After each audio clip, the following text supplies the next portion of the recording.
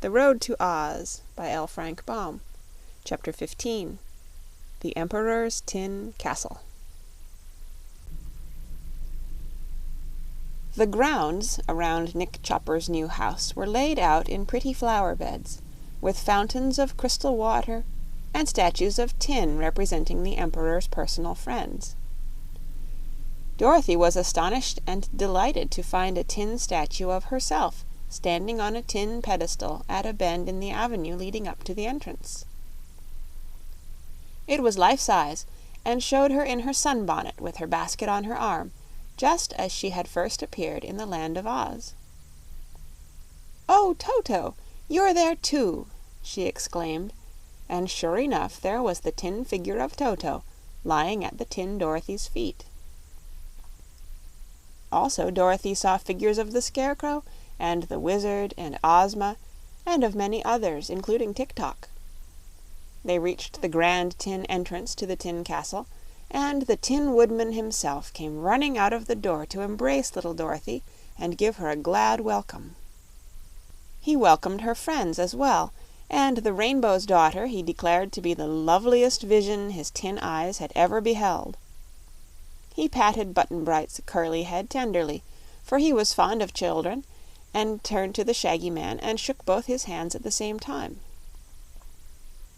Nick Chopper, the Emperor of the Winkies, who was also known throughout the Land of Oz as the Tin Woodman, was certainly a remarkable person. He was neatly made, all of tin, nicely soldered at the joints, and his various limbs were cleverly hinged to his body, so that he could use them nearly as well as if they had been common flesh. Once, he told the Shaggy Man, he had been made all of flesh and bones, as other people are, and then he chopped wood in the forests to earn his living. But the axe slipped so often and cut off parts of him, which he had replaced with tin, that finally there was no flesh left, nothing but tin, so he became a real Tin Woodman. The wonderful Wizard of Oz had given him an excellent heart to replace his old one, and he didn't at all mind being tin.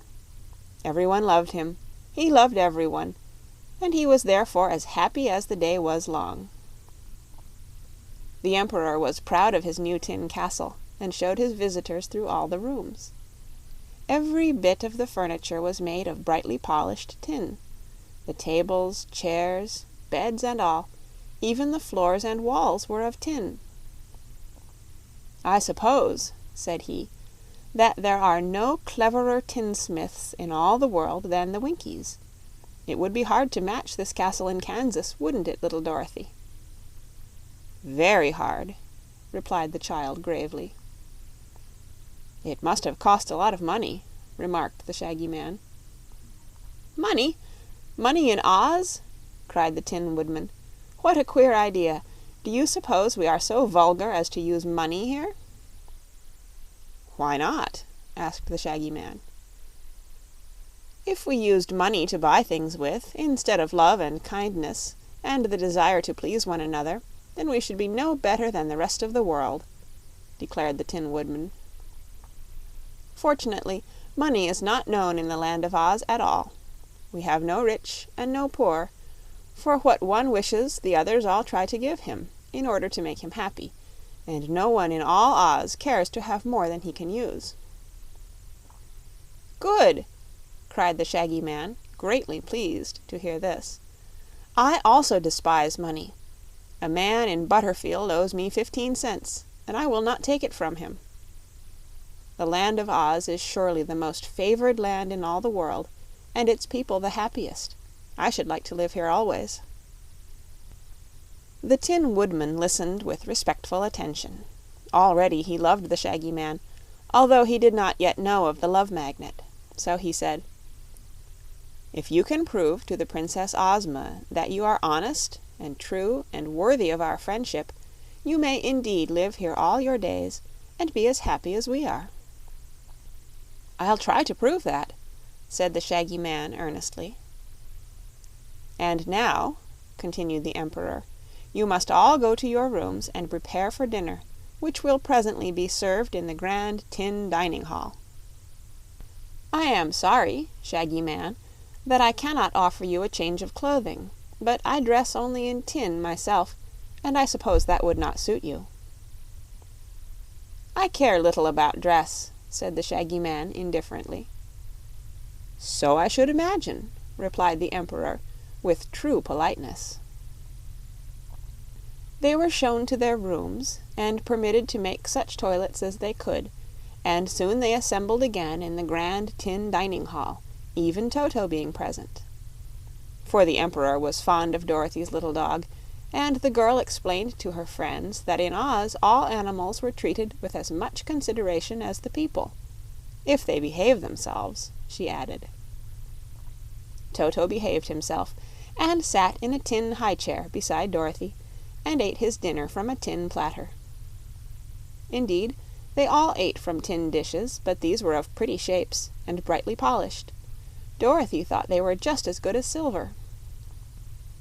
Button-Bright looked curiously at the man who had no appetite inside him, for the Tin Woodman, although he had prepared so fine a feast for his guests, ate not a mouthful himself, sitting patiently in his place to see that all built so they could eat were well and plentifully served. What pleased Button-Bright most about the dinner was the tin orchestra that played sweet music while the company ate. The players were not tin, being just ordinary Winkies, but the instruments they played upon were all tin: tin trumpets, tin fiddles, tin drums and cymbals and flutes and horns and all. They played so nicely the Shining Emperor Waltz, composed expressly in honor of the Tin Woodman by Mr. H. M. Wogglebug, T.E., that Polly could not resist dancing to it. After she had tasted a few dewdrops, freshly gathered for her, she danced gracefully to the music while the others finished their repast. And when she whirled until her fleecy draperies of rainbow hues enveloped her like a cloud, the Tin Woodman was so delighted that he clapped his tin hands until the noise of them drowned the sound of the cymbals. Altogether it was a merry meal, although Polychrome ate little, and the host nothing at all. "I'm sorry the Rainbow's Daughter missed her mist-cakes," said the Tin Woodman to Dorothy. "But by a mistake Miss Polly's mist-cakes were mislaid, and not missed until now. I'll try to have some for her breakfast." They spent the evening telling stories, and the next morning left the splendid tin castle and set out upon the road to the Emerald City. The Tin Woodman went with them, of course, having by this time been so brightly polished that he sparkled like silver. His axe, which he always carried with him, had a steel blade that was tin-plated, and a handle covered with tin plate, beautifully engraved and set with diamonds. The Winkies assembled before the castle gates and cheered their Emperor as he marched away, and it was easy to see that they all loved him dearly. End of chapter 15.